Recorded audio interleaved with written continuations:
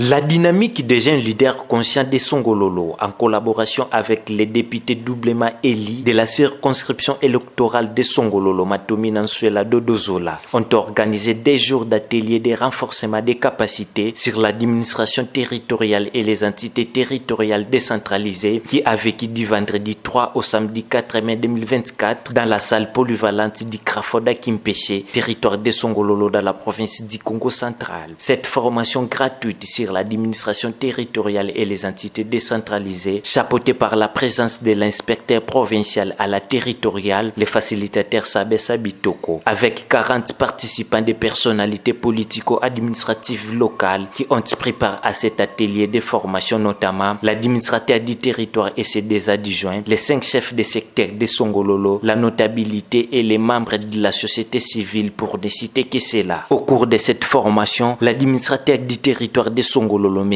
Evariste Kazadi, a remis officiellement 15 paires de talkie-walkie auprès de la police nationale congolaise PNC Kimpéché, dont de l'honorable Matomi Nansuela Dodozola, en vue de faciliter la communication pendant les patrouilles pour enfin lutter contre l'insécurité dans cette partie du terroir. Face à ces gestes combien louables qui portent le nom de cet élu du peuple dans les territoires de Songololo, les représentants de la PNC remercient l'honorable Dodozola pour son appui logistique avant que l'inspecteur provincial à la territoriale puisse féliciter l'organisation de cette structure des jeunes leaders conscients de Songololo. Na loué initiative na mingi na osenga pe na bato mususu ope bazala ba moyen ba ko emboîter le pas et kosunga pe mingi de façon que sécurité ya cité na biso ki pese ezala moi migro wa akalmi wana ekoti biso surtout to profiter to continuer na calmer wana ke to lâcher disusu banguna na bazongela biso susu obo moni akimangi azongi signale no ki to récupérer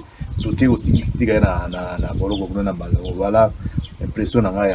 L'atelier a porté sur l'organisation territoriale et administrative. Et dans cette organisation territoriale et administrative, nous avons développé plusieurs modules, au total 9. Nous avons parlé de l'organisation territoriale et administrative en République démocratique du Congo. Nous avons abordé les deuxièmes modules sur le code de conduite de l'agent public de l'État.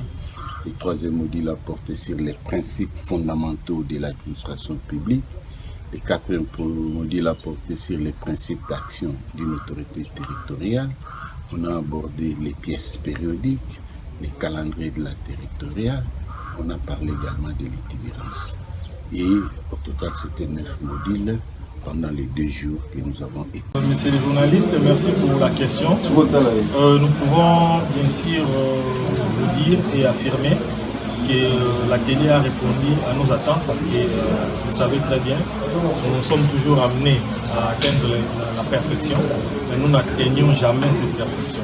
Donc la perfection n'étant pas de ce monde, nous pouvons dire que nous avons atteint nos objectifs. Concrètement, nous attendons à un changement de la manière d'administrer le territoire.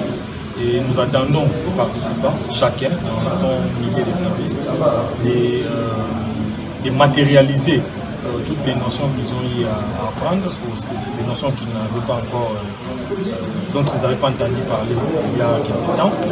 Mais surtout, nous attendons de sentir déjà les effets de cette formation, parce que notre objectif principal, c'est de lutter contre l'insécurité dans le territoire de Songololo.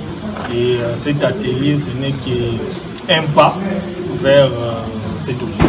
Il s'est de signaler par ailleurs que la dynamique des jeunes leaders conscients est un cadre de réflexion et consulting réunissant quelques intellectuels de Songololo qui ont décidé d'accompagner les initiatives locales des opérations économiques, acteurs du développement et acteurs politiques sur les questions d'intérêt commun.